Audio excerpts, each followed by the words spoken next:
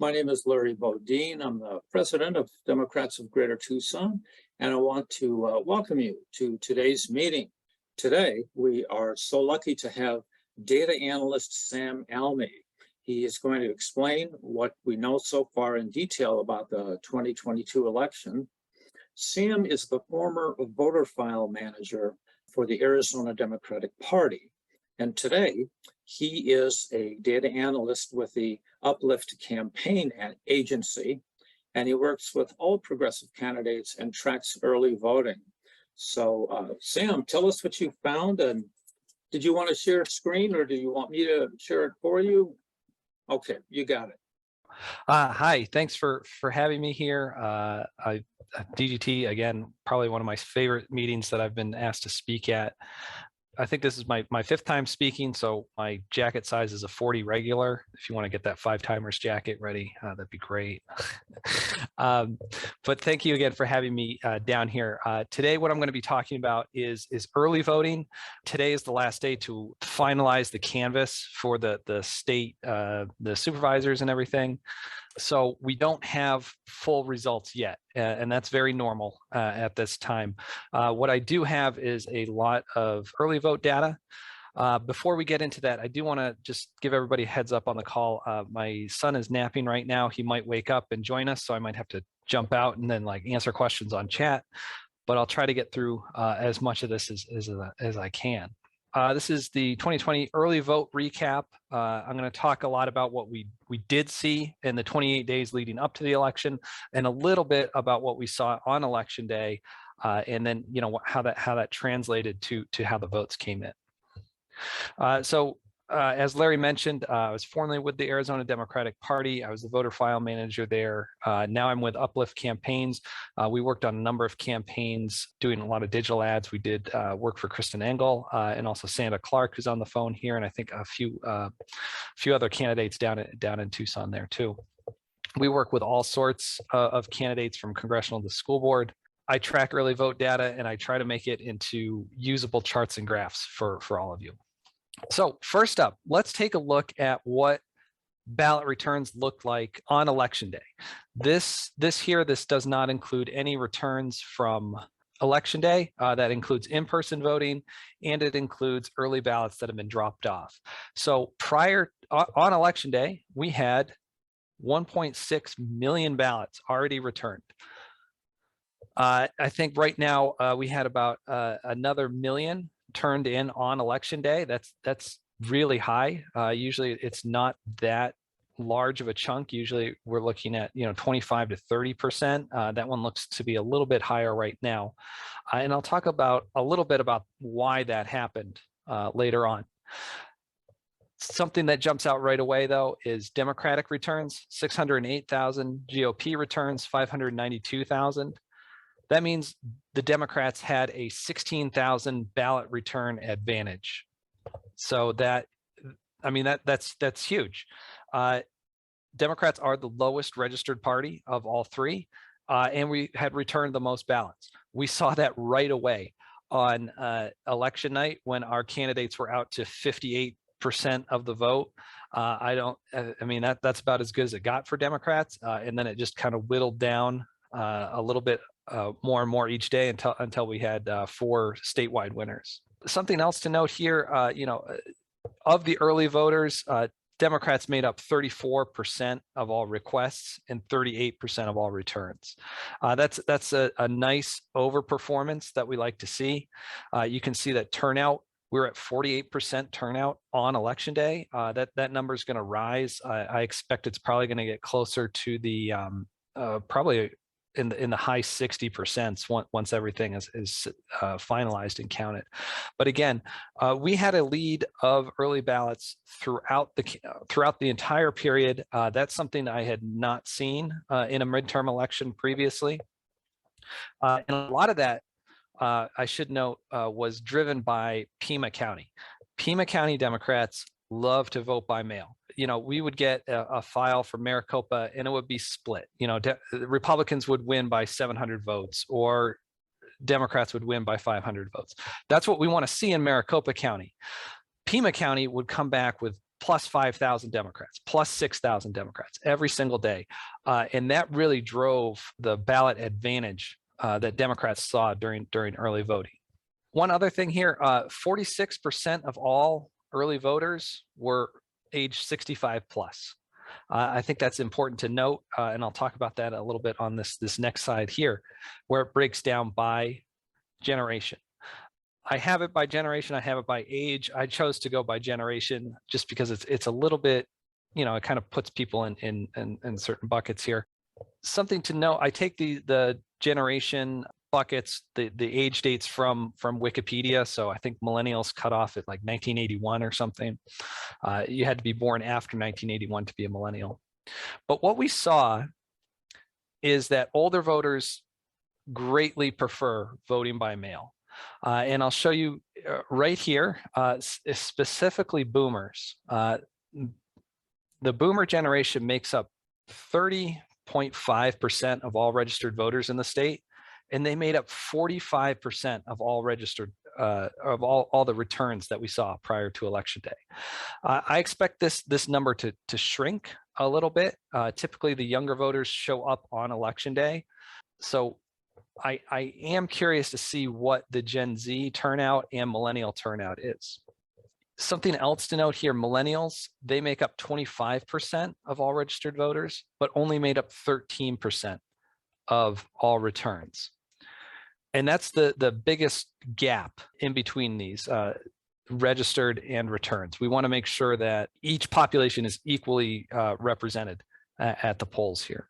And again, you can see the total number of ballots here, and then total by day. Boomers were way out in front. Gen Z here, they had a little bit of a tick up later on. I think when we started our early voting, the average age of the voter was closer to 67, but by Election Day that had dropped to about 60. And then down here again, turnout for millennials was about 20%. Boomers and silent generations, that before or on Election Day, they were at 57% and 67% here. So older voters definitely prefer voting early. Younger voters will wait to vote.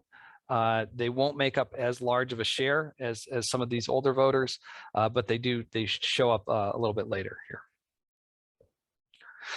The next thing I want to talk about is a comparison to 2018. Because 2022 was our first election with this new trend of the Republicans rejecting vote by mail. For the entirety of voting by mail, Republicans loved it, they used it, and then in 2020, Trump came in and said, don't use this anymore, it's a corrupt system. Well, okay, that worked out well. So what watching these returns come back was really encouraging to me, because not only was Democratic turnout on par, the Democrats were also returning more ballots. So you can see in 2022 on Election Day, we had returned 610,000 ballots. On Election Day in 2018, it was 550,000. So that's a huge jump for Democrats. Turnout, it was dead even, 48% on Election Day, 48% on Election Day in 2022. Republicans, on the other hand, they were struggling. For the entirety of, almost the entirety of the early vote period, Republican turnout was down about 11% as compared to 2018. So that was a big indicator that these voters were choosing to either sit out, and I think we saw a small percentage of them sit out, but more decided that they were going to show up on Election Day. And we definitely saw that up here in Maricopa County. I'm sure we saw it in Pima County as well. You can see that, this thick blue line here, this is total Democratic returns each day. Each day we're ahead of where the Republicans were. You can see the lighter thin blue line here. This is 2018, and every single day in 2018, Democrats were below where Republicans were. On Election Day, up here in Maricopa County, I was tracking it hour by hour, and over half of the voters that showed up on Election Day to vote in person were Republicans. And that is a significant number, because when you're looking at a county that's, the registration is about a third, much like most of the state, when over half of the people showing up are registered as one party, it lets you know that the election isn't going to be decided on election night. And then the other thing I want to talk about here is the return advantage each day. So you can see that for most days here, Democrats were returning more ballots than Republicans. These are the blue bars pointing up. Republicans' best day was day 24, where they returned 4,000 more ballots than Democrats. This is likely a day that both Mojave and Pinal County reported data. They often will kind of drag that down for Democrats, that advantage, just because of who's registered there. You'll notice here on this bottom chart, this is the cumulative advantage here. So throughout early voting, Democrats had a small lead. I think we got up to 26,000 at one point. And then towards that last week of early voting, I think that's when the Republicans kind of hit the oh no button and started really returning their ballots. That's when it started to drop a little bit. And then you can see we have a little bit of election day returns for Maricopa County in here. So Democrats ended at least 70,000 ballots down. I expect this to actually get down to this 160 number that we saw in 2018. But again, in 2018, this light green line here, Democrats never had an advantage in total ballot returns throughout the entire early voting period. And then this I just wanted to highlight this. I haven't done much filtering to any specific county yet. It seems like the election was very late this year, and Thanksgiving just broke up my time there. But I wanted to point out, here's what early returns look like for the legislative districts in Pima County. So this is only Pima County. I know LD 16. This is a big chunk up in Pinal County. When you look at this, Democrats also had a ballot return advantage up there. I think that's why we saw, I think TJ Shope was down for a moment up there. But, if you look at LD 17, another, almost swing district this year, LD 17, more Democratic returns. This is a district, I think, in 2024 is going to get a lot of attention, or a lot more attention from the legislative caucus, and it should.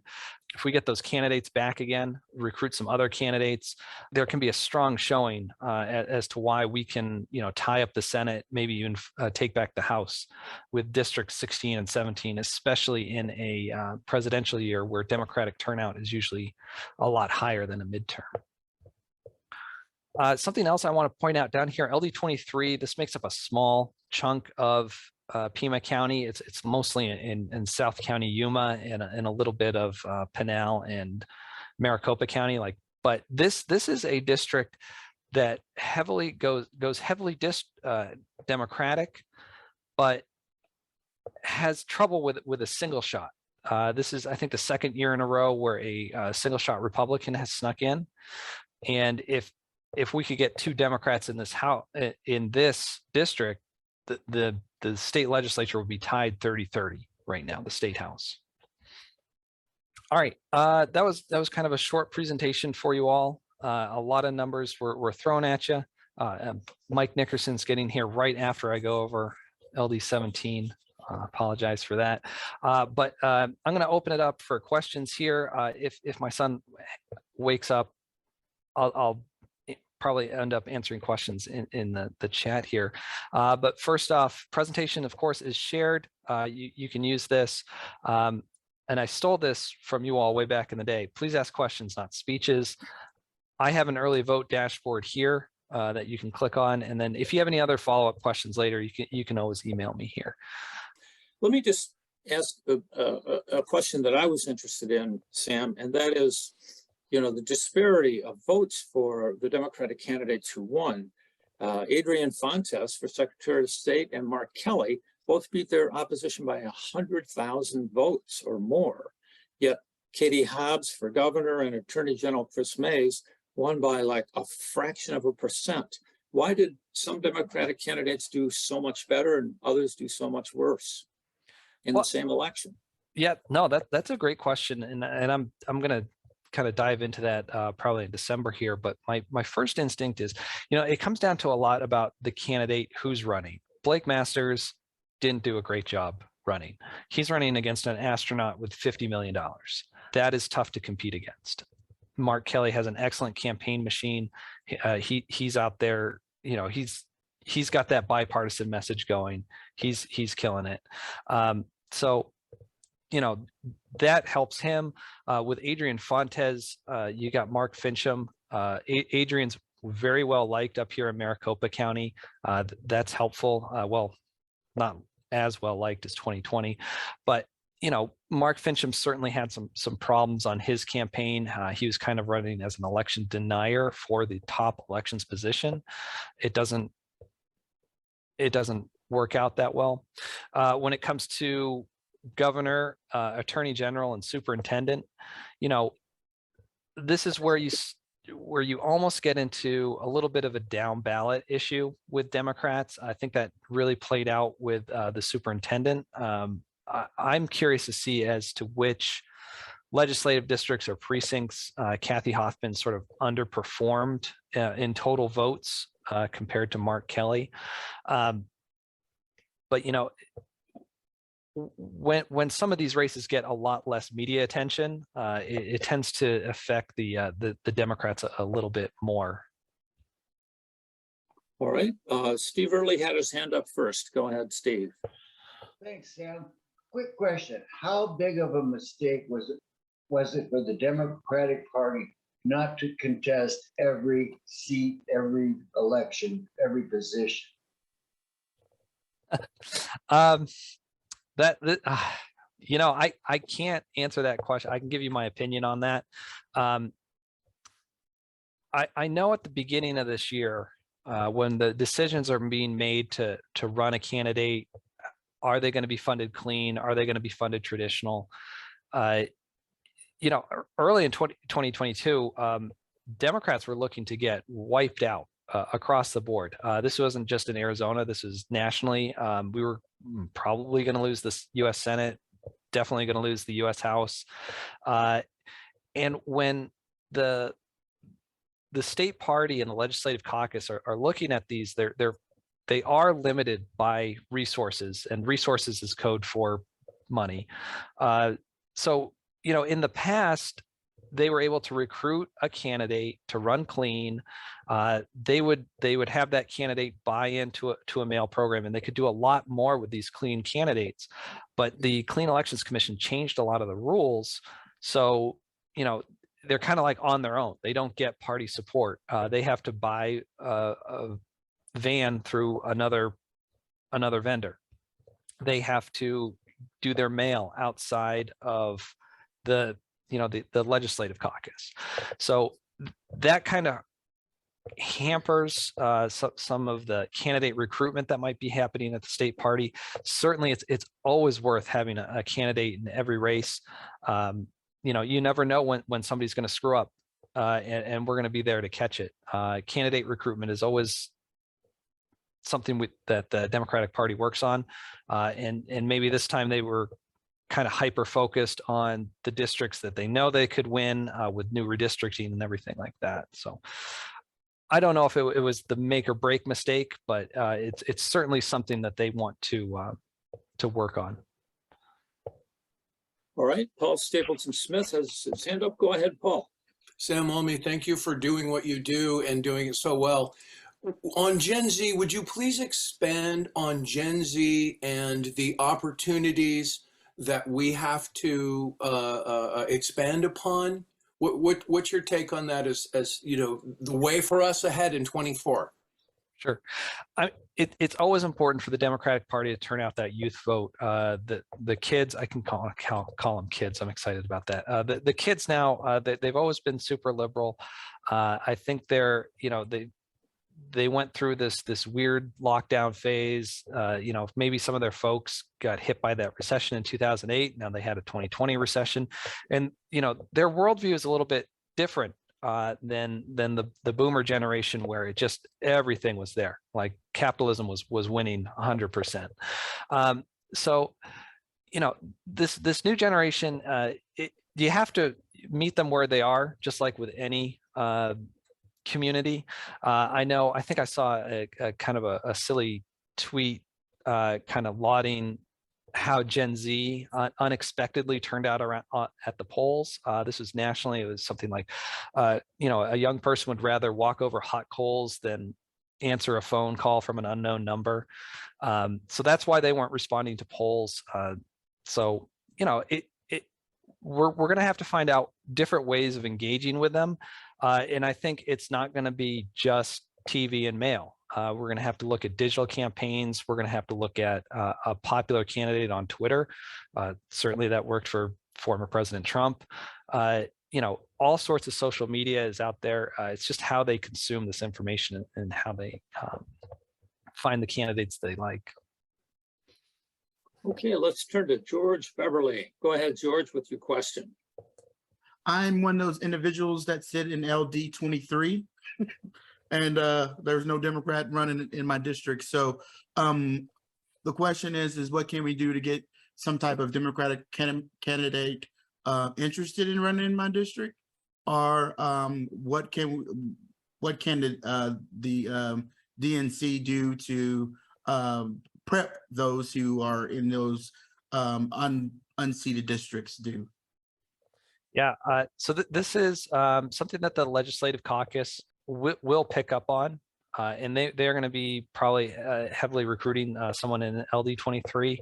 I'm pretty George. That district does go out to Yuma, right? I have not figured out my districts yet. Okay, let's turn to Marie Jensen. Go ahead and unmute. Oh, well. Okay, and my name is Mari, spelled it's A like Mars. I had a couple questions in your presentation and I wasn't quite clear on. I think your data is just about early voting, not about the, okay. And one of the things I noticed, because of the places that I had walked or candidates I was interested in LD 17, where I think all the Democrats lost, it looked to me as if there were many more Democratic returns in LD 17, according to your presentation, than Republicans. It also looked as if the early Democrats in LD 19, which is, of course, it almost looks like an impossible district for Democrats, also. So in the districts that are more Republican, it doesn't look as if the early returns are helping us sort out what to do, like how to get the Democrats who aren't voting out. Because I walked some in 17. I think one time I walked in 19 because I was walking for Kirsten Engel. But so I think it's tell us great. your question. Yeah, I want to know what are these early data, which some of this came through for a mission for Arizona to target people. How does this in retrospect help us? How does this data help us? Great that the Democrats are coming out early, but I'm talking about districts in which we lost. Sure. Yeah, you know, it's tricky because when you look at some of these districts, District 17 and District 19. District 19, it's heavily Republican. Okay. That to put it lightly, you know, this district, when you look at total registration advantage, it's not advantageous for a Democrat to win. If I look at this, I'm expecting Mark Kelly to lose. I'm expecting Adrian Fontes to lose this district, and that's just kind of how it plays out in some of these districts. You know, certainly District 18, Midtown Tucson, that's going to be a Democratic district. Where I live in downtown Phoenix, Democratic district. When I'm presenting the early vote data, that's just because that's what I have right now. And I think it really just highlights the trend that all this work that the volunteers have been doing to turn out the early vote, get our ballots counted, is excellent. You know, I was listening to the Maricopa supervisors meeting before this, and somebody was complaining about how they had to wait hours in line to vote, and then they had to go to work. And it's, the whole time I'm thinking, if only there was a way we could make voting easier for working people, and that's early vote. So with the DCCC investment in Congressional District 2, and then way back in Congressional District 8 with Gabrielle Giffords, that program, it's taken 10, 12 years to pay off, but it's really coming to fruition now. It's making it easier for Democrats to know where they are in returns.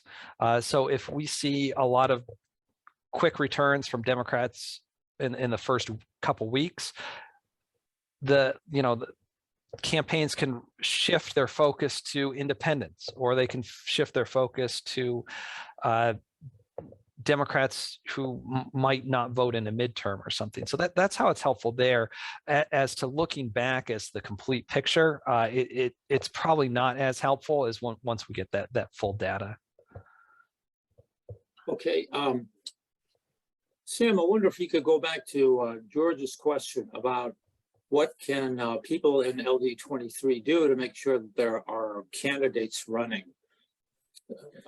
Questions in the chat. Yeah. Felt that Sure, there was thanks. a good answer on that. Go ahead. Thanks for coming back to that. District 23, we did run a state Senate candidate that won, and then 2 state House candidates, but the second, looks like Jesus Lugo got knocked out by a single shot Republican. In this sort of district, this is where that single shot comes in and kind of makes things a little weird. I've got the Secretary of State's page over on the other side, which is what I'm looking at.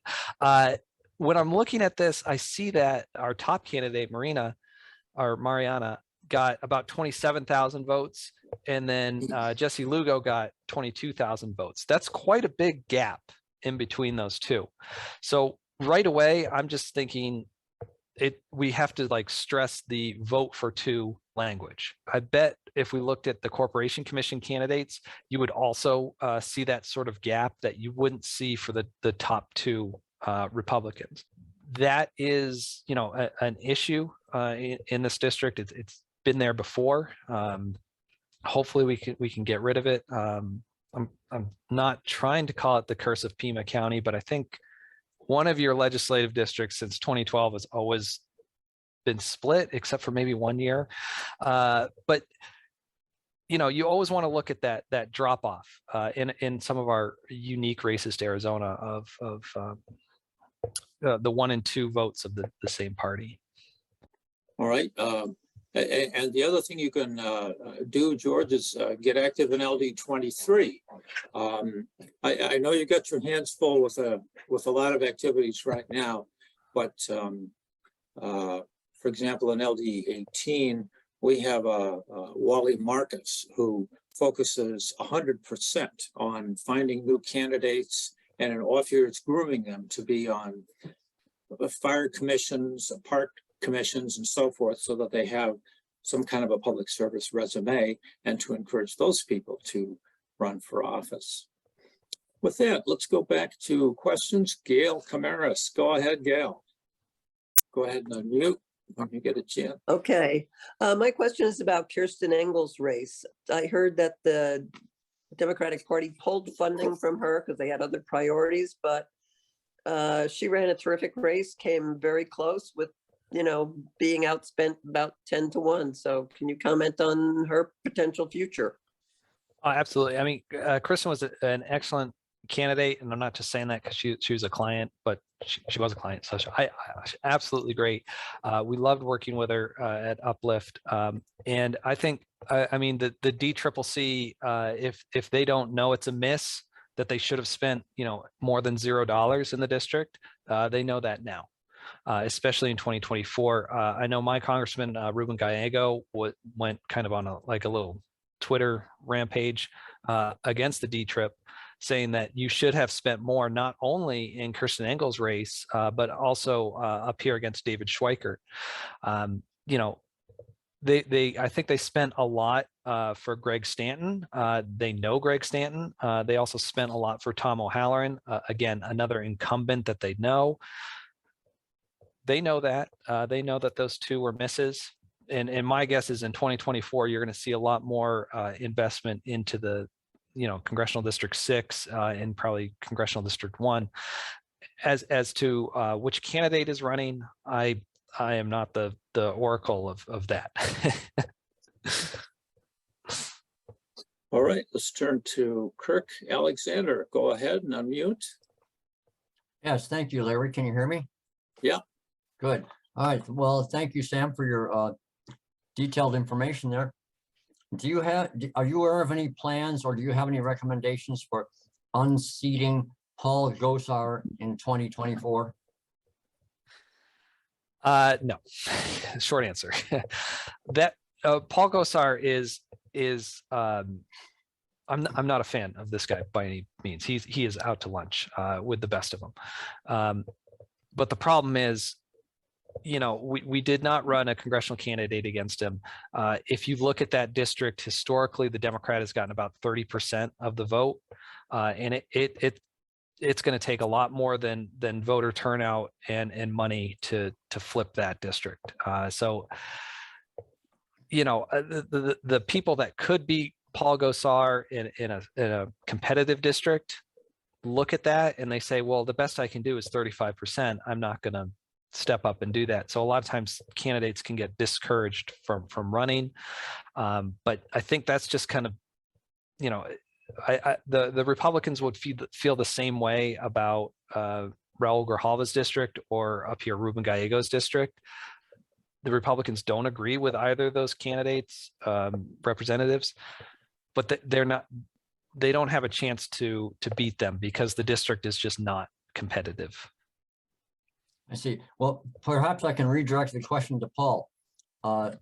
Does the state party have any plans or ideas about getting rid of Paul Gosar? I'm so grateful that you asked that, and we should take up that conversation after, to Sam's earlier points about candidate recruitment and charismatic candidates. And then, if I may, Sam, not to put words in your mouth, the Gen Z. What must we unlock now? And I'm grateful to talk about that after this meeting. This is exactly why we're here today. Thank you. All right. Lee Oler has had her hand up for a while. Go ahead, Lee. Oh, thank you. I put a question in the chat, but the question I want to ask orally is, I heard that the Republicans in Maricopa County were told to don't take your early ballots, fill them out, but don't take them until election day. Is there any substance to that? Sam. Yeah, well, if I don't know why you all would, but if you listen to the Maricopa supervisors meeting, which is probably still going on right now, approving the canvas, I heard one person give an anecdote of how they left their ballots at home, drove to the poll location, realized they left their ballots at home, had to drive back, and then go back. It was just a silly little story about how they didn't bring their ballots, and it could have just been fixed if they just voted early. But but did they do this on purpose? I think they did. I think it's so. Yeah, they have lost faith in how early ballots are processed. So they are insisting that they vote at the polls. Then it gets into these weird like conspiracy level theories of, the printer didn't work or something like that. And that is an issue. Printers need to work at polling locations. That's something that should be for both parties. I think Maricopa County addressed this. It might not have been in the timely manner that they wanted, but a lot of these ballots that could not be read on site were placed in what was called drawer 3. And then those drawer 3 ballots were taken to central processing downtown Phoenix and run there. That's where you get into the conspiracy theories of, oh, my vote was changed or my vote was deleted or this, that, and the other thing, because it wasn't counted at the same place as the other people. I mean, there was a whole host of things going on up here. I mean, they have issues with the pens up here. It's so bizarre. Was it premeditated or was this just happening on election day? I honestly think they were gearing up for a big By the election day. Republicans were really pushing to turn out on election day, reject voting by mail. And, throughout the whole period, I was saying, things can go wrong one day, but things rarely go wrong 28 days in a row. So they chose to gamble on election day. And it turns out you do need an ID to show up and vote at the polls. Maybe you forgot that. Maybe you don't have one. And they start to experience all these things that the Democratic Party has been on for years. We have been on it about printers. We have been on it about polling locations not opening on time, not being on the rolls, that sort of thing. So now they're experiencing that for the first time. All right, let's turn to Mike Bryant. Go ahead, Michael. All right, I actually have a couple. One from the chat, I think, is a good question. Well, do we know, number one, if any clean election candidates won? And I suspect several in the ledge did. But that's part one. But part two of that question is, how effective is clean elections now going forward, especially for competitive races and statewide races? That is an excellent question. I am really curious about looking at that myself, because I know Kathy Hoffman, superintendent, ran clean, did not win. Both our corporation commission candidates ran clean, did not win. I know some of our legislative candidates likely ran clean. If they won, they were in a non-competitive district. My district's heavily Democratic. You cannot run clean and win here. I think clean elections is in a weird place where it should be giving more people access, but the way they've kind of structured some of these rules recently, it really hinders the help that candidates can get from the state party. I know in 2018, the legislative caucus, I think we had a candidate in every single district, and part of that program was clean elections candidate would get a professional looking piece of mail. They would have digital ads made for them, all in-house. It would all be done by the party, which is a huge boon for a lot of these candidates, because if you're running clean, you often don't have the resources to hire a staff to do that sort of thing. But to your point as to which clean elections candidates won and which ones did not, I expect that number is going to be pretty low. And that is very, very unfortunate for the program. It is. Question of my own that I have is, do we have any sense at this point as to how Democrats and Republicans performed amongst minority voters, especially Latino voters, which are such a large portion of our electorate at this point? Yeah, so that's an interesting question. I haven't gotten into it too much. I did notice that in South Yuma County, which is very heavily Latino, that has been trending more and more Republican. They especially like Donald Trump. I think they liked Carrie Lake, but I'm not 100% on that. And what I've heard anecdotally is that Latino men are voting more and more Republican over the last few cycles. Latinos are not a monolith community. They swing back and forth just like Caucasians and others. Don't treat them as such. South Yuma County is a big chunk of some of the Democratic margins that we make up around the state, just like up in Northeast Arizona with the Hopi and Navajo nations. We really look to get back some of the votes that we lose in the rural counties there. So if we're not connecting with either some of these rural voters or Latino voters, that's something that the party as a whole really needs to address. Well, a follow up on that with Native American voters, did you see any trends or anything that stood out? What I did see is that Native American turnout in ballot returns was a lot higher this cycle than in 2018. I would like to dive into that a little bit more because certainly on the Navajo and Hopi nations, the Democrats are winning 90% of the vote. So having that strong turnout is always helpful for us. Yeah.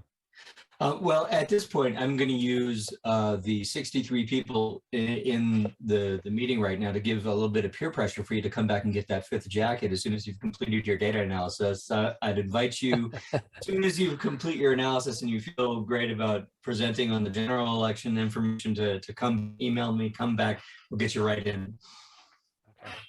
All right, great. If there, I'll hang around if there's any other questions in the chat, but thank you very much.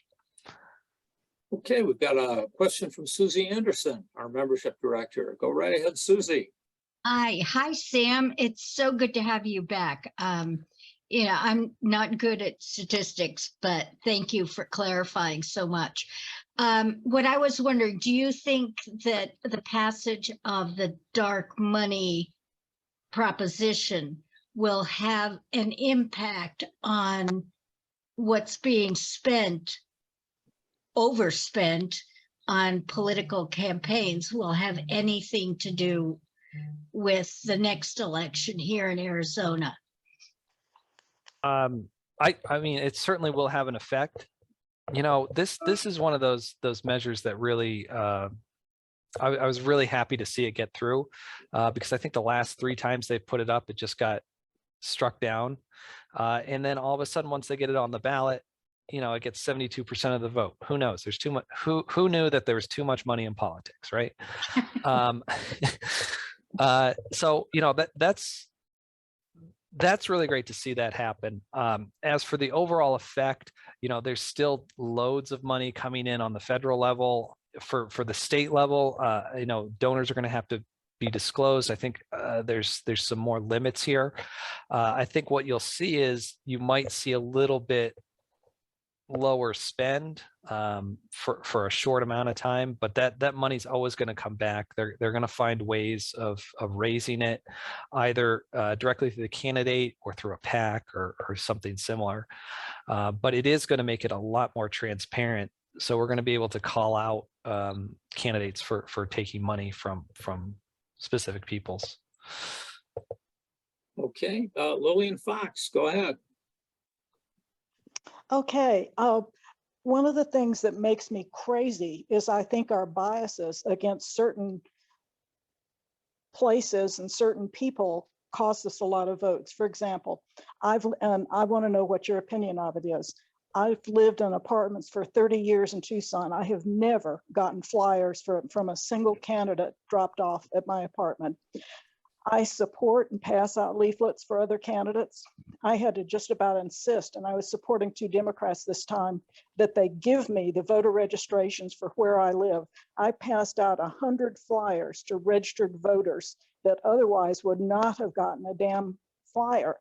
I want to know if you're doing any work to look at what's the voter turnout like from people who live in apartments. That may be something we need to start paying more attention to. I also think people are biased against certain sides of town. Do you look at different sides of, say, Tucson? For example, Kristen Engel got far more votes than Grajava did. He doesn't have even close the number of votes that she got. Yet it's hard to get liberal Democrats to pass out flyers on the east side of Tucson because the perception is they're Democrats and biased. Do you look at that kind of thing, the different parts of town and where people actually live? Yeah. So Lillian, this is a great thing that you bring up. And your first point was that people in apartment buildings don't get canvassed as much as, you know, single residential homes. They don't get canvassed at all. Yeah. So, you know, one of those, one of the issues there is that sometimes it's difficult to get access to the entire apartment building. That's just one issue. A larger issue that the Democratic Party is facing is, and I hate to say this, is one of Van's shortcomings. I'm a huge fan of Van. It is the Democratic Party voter file. It is excellent to use. It is excellent at contacting suburban voters, and you've seen that with, you know, suburban women coming more Democratic. You know, some of the swing precincts up here in Maricopa of turning more Democratic. Those are in the suburbs. You're seeing that a little bit north of River Road where you are, a little bit into South Marana and Oro Valley. And that's because Van allows us to contact those people. When it comes to apartment buildings, it's tricky to canvass those. You know, you don't know the layout as well. You got to go upstairs, downstairs, all sorts of things. But not only are apartments being missed out on, rural county voters, rural Democrats are not being contacted as often because, you know, we have this big push for canvassing. Well, you know, it's a 3-minute drive to my neighbor's house in some parts of rural Arizona. Canvassing is not really a thing out there. So that's something that the Democratic Party as a whole has to identify and come up with new strategies for, is not only contacting people in apartment buildings, but also rural voters. To your next question your next question of Kirsten Engel votes versus Raul Grijalva votes, that is another issue that the Democratic Party is grappling with. Certainly on the west side of Tucson, we love the voters out there. There's just not as many of them. Voter turnout is as much of a function as candidates as it is socioeconomics. You know, there's a lot of reasons why people don't vote. They don't feel connected for whatever reason, but you know, it's still important, but they don't turn out. On the west side, you don't see the turnout there because, you know, Raul's a pretty safe district. A lot of the money will go to Kristen Engel's side on the east side of Tucson, not from the D trip this cycle, but other campaigns. So you'll see a lot more around turnout and signing up people for early ballots there. I know in 2010, my job was actually working out of Raul Grijalva's garage. I think we signed up 12,000 people for the Pebble that summer. So, you know, programs like that need to happen. We need to make early voting for people, make it easier. It is something that helps our type of voters more. Just to throw in sort of some additional thoughts, I see that Teresa Gershitz mentioned that she canvassed a lot of apartment buildings. And I know myself personally, when I went out canvassing, I was often assigned a number of apartment buildings, but they were all behind great big locked iron gates, and I really couldn't get in. But do you have locked gates around your building, Lillian? No, and that most apartments don't have blocked gates. That's uncommon. That's not common at all. And it's not true that apartments are harder to canvass. They're easier to canvass because they're all close together. And if you have to go up and down stairs, it's usually just one story. So it's not a big deal. I think people's biases are interfering with our ability to canvass all the people we need to canvass. And we need some statistics on voting by apartment dwellers. Just to add into there, Joanna Mendoza kind of touched on a point I was thinking about. It could be a targeting issue where, you know, apartment buildings, you get people that move probably more often than a single family residence. So their voter registration might not be up to date as much. So you might not see as many people there. But again, to your point, Lillian, I mean, yes, we do need to canvass these areas heavier. I did flyers to 100 people who live in the apartment where I live. There was only one flyer that wasn't picked up. The people had moved. So I think we have a lot of ideas about apartment dwellers that are just different, that are maybe not accurate. Maybe the problem is too many of the people who are in the upper levels of the Democratic Party are homeowners, and so they have misconceptions about people who live in apartments. Hey, Lillian, good point. We have time for one more question. I think Barry Kirshner, Susie Anderson indicated that Barry Kirshner raised his hand several times. I want to invite Barry to unmute and ask his question if he does in fact have one. Thank you. I have two questions, or a question and a comment. On the Yuma situation, I was wondering how much effect the incredible growth in Border Patrol hiring has in making the community more conservative in their voting. And the other question I have is, in Maricopa County, considering that it was the target for the ninja fraud, did you see a significant reaction in the legislative districts, for instance, perhaps against the Arizona state senators who brought these troubles to Maricopa County?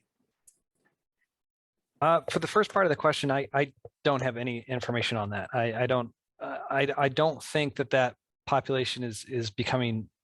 There are more registered Republicans coming into that area, but I mean I can certainly look at the trends. But we've definitely seen that the voting trends are becoming more Republican. As for who got kicked out of the state Senate, I think the biggest flip of all was Nancy Bartow got beat by Christine Marsh up here in Maricopa County. Nancy Bartow, she wrote the abortion ban for Arizona, so that did not go well for her at all. Other ones, you know, there were some other competitive districts up here. It looks like Steve Kaiser won. I'm not sure his background, but I think a lot of these Republicans that either were very pro recount came from safe districts like Jake Hoffman. He won 65% of the vote.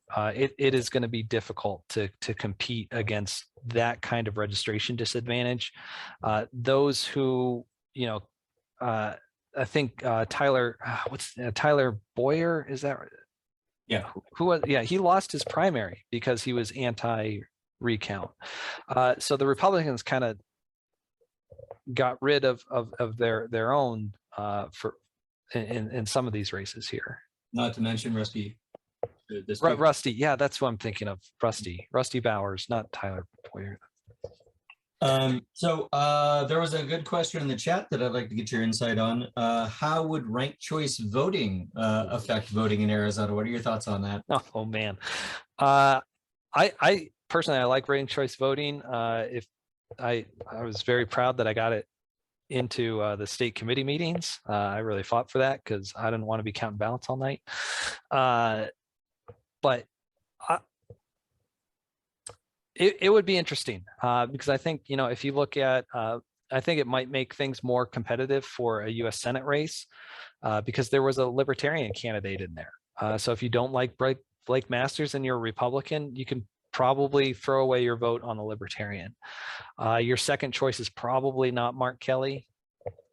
But then, you know, if you're looking at a congressional race in Tucson where there's 2 or 3 candidates and Kristen Engel is one of them, that might be one where, you know, the Democrat might come through. I think ranked choice voting, it's going to take some doing to sell it statewide, just because I think, you know, Alaska has ranked choice voting and the Democrats won. Maine has ranked choice voting and the Democrats won. So there's going to be a lot of pushback on the Republican side saying it's just another way to screw up elections. I think it would be very interesting. I'm very curious as to how it would play out for a state house race where we have 2 candidates. So, you know, that's how that works. For those of you who, you know, it's kind of weird talking to a Tucson crowd because you have city council elections that operate like other elections. Up here in Phoenix, we have the candidates have to get that 50%. I think they have to do this in Saurita and other towns down there too, but they have to get 50% in order to win. Otherwise, they go to a runoff. So I think selling it like on the city level first. Yeah. Is probably a great way to go because it just eliminates an election and it saves money. Yeah, that's the common adoption program path is to do local elections first and then move it up as people get comfortable. Yeah. Back to you, Larry. All right, I think that exhausts our questions for today and we're out of time. So Sam, could you wrap up your remarks today and also tell us how people can get a hold of you and find out more about your work? All right, sure. Again, thank you for having me. I hope you get a little bit more information about how early voting went. I really hope to dive more deeply into like the election day things where things really got tight. Republicans have really changed voting trends here in Arizona. On the East Coast, they want to stop the count. Here in Arizona, they want to continue the count. This is something that we have to pay attention to. I think the state Republican Party is going to very much pay attention to this. You might see some language shifts over the next few years. That's just kind of my thoughts on going forward. I'm going to drop my email in the chat here. If you have any follow-up questions, I'm happy to follow up on them. But yeah, shoot me an email. I'll be happy to answer any questions for y'all. Well, Sam, thank you again for the 5th time. We'll see if we can't get you fitted for a 5-timer jacket that says PGT on it in really big letters.